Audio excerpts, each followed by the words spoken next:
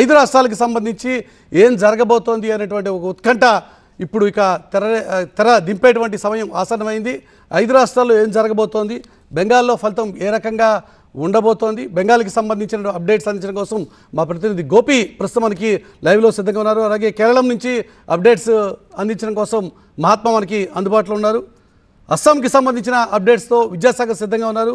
వారితో పాటుగా పుదుచ్చేరి నుంచి సత్య, అలాగే తమిళనాడు నుంచి మురళి కూడా మనకి లైవ్లో అందుబాటులోకి రాబోతున్నారు. ముందుగా బెంగాల్కి వెళ్దాం. బెంగాల్ నుంచి కీలకమైన అంశం, బెంగాలే ఇప్పుడు దేశమంతా ఉత్కంఠ రేపుతున్నటువంటి వ్యవహారం. బెంగాల్లో మమతా బెనర్జీ 4వసారి ముఖ్యమంత్రి అవుతారా అవ్వరా, ఇదే ఇప్పుడు ఆసక్తి రేపుతున్న అంశం. ఎస్ఐఆర్ లాంటి అంశాలు, అలాగే ఆర్జికార్ లాంటి ఘటనలు, దీంతో పాటుగా పెద్ద ఎత్తున వివాదాలు, రాష్ట్ర వ్యాప్తంగా సాగినటువంటి హింసాకాండ, ఈ నేపథ్యంలో సాగినటువంటి అతి కీలకమైనటువంటి క్లిష్టమైనటువంటి ఎన్నికగా బెంగాల్ని అభివర్ణిస్తున్నటువంటి ఈ సందర్భంలో బెంగాల్లో ఏం జరగబోతోంది, అప్డేట్స్తో గోపి సిద్ధంగా ఉన్నారు. గోపి, ముందుగా మీ దగ్గరికి వద్దాం. ఏం జరుగుతోంది బెంగాల్లో?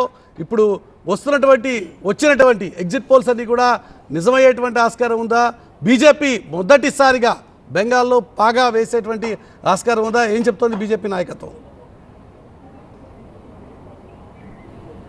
ఎస్, బెంగాల్ హిస్టరీలోనే తొలిసారి అక్కడ కమలం వికసించబోతోందా ఏంటి? ఎగ్జిట్ పోల్ అంచనాలు నిజమో కాబోతున్నాయా? అక్కడ ముఖ్యంగా ఎటువంటి ఫలితాలు వస్తాయన్నది దేశవ్యాప్తంగా ఒక చర్చనీయాంశంగా ఉంది మురళి. ఎందుకంటే ఇప్పటి వరకు బెంగాల్లో అన్ని రాజకీయ పార్టీలకు సంబంధించి, ముఖ్యంగా కాంగ్రెస్ 1950 to 1970 వరకు కాంగ్రెస్ పరిపాలన చూసింది బెంగాల్. ఆ తర్వాత 34 ఏళ్ళు లెఫ్ట్ వామపక్షాలకు సంబంధించిన సిపిఎం పార్టీలకు సంబంధించిన పరిపాలన చూసింది. ఆ తర్వాత అప్రహితంగా 15 ఏళ్ల పాటు మమతా బెనర్జీ పాలన కూడా చూసింది. సో ఒక్క పార్టీ ఏదైనా అధికారంలో లేని రాష్ట్రం ఏదైనా ఉందంటే అది ఒక్క పశ్చిమ బెంగాల్లో బీజేపీ మాత్రమే. సో ఇప్పుడు ఖచ్చితంగా అధికారంలో ఇప్పుడు కాకపోతే ఇంకెప్పుడు అన్న తరహాలో అక్కడ హోరాహోరీగా ఎన్నికల ప్రచారాలని ప్రధాని మోడీ కానీ, అమిత్ షా కానీ, బీజేపీ పాలిత రాష్ట్రాల ముఖ్యమంత్రులు, కేంద్ర మంత్రులు, వివిధ రాష్ట్రాల ఎన్డీఏ నేతలు వీరంతా కూడా ప్రచారం చేశారు. సో ఖచ్చితంగా ఈసారి గెలుస్తామన్న ధీమా. ఎందుకంటే ఇక్కడ చాలా ఫ్యాక్టర్స్ ఉన్నాయి. ఒకటి ఎస్ఐఆర్ ప్రక్రియ, 2 పోలింగ్ శాతం రికార్డు స్థాయిలో 93% నమోదు కావడం,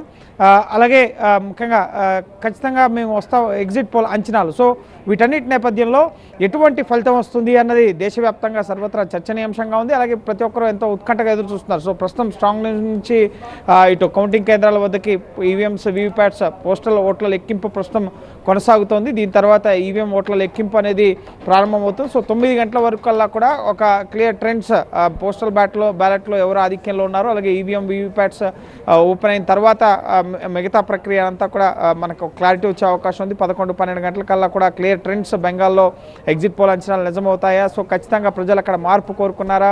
దీదీని 15 ఏళ్ల పాలన చూశారు. ఎందుకంటే అనేక అంశాలు ఉన్నాయి, ముఖ్యంగా శాంతి భద్రతలకు సంబంధించి, డెవలప్మెంట్కి సంబంధించి, ఇటు సెంట్రల్ స్కీమ్స్ని అక్కడ అమలు చేయడం లేదన్న అంశాలను ప్రజల్లోకి తీసుకెళ్లారు. సో ఈ విధంగా చాలా అంశాలు ఉన్నాయి, చాలా ఫ్యాక్టర్స్ ఉన్నాయి. చాలా ప్రభావం చూపించేటువంటి ఎన్నికలకు సంబంధించిన ఫలితం మరి కాసేపట్లో రాబోతోంది. సరిగ్గా మనకి 9 గంటల నుంచి ట్రెండింగ్ అనేది స్టార్ట్ అవుతుంది. ముందుగా పోస్ట్ బ్యాలెట్కి సంబంధించిన అప్డేట్స్ వచ్చిన తర్వాత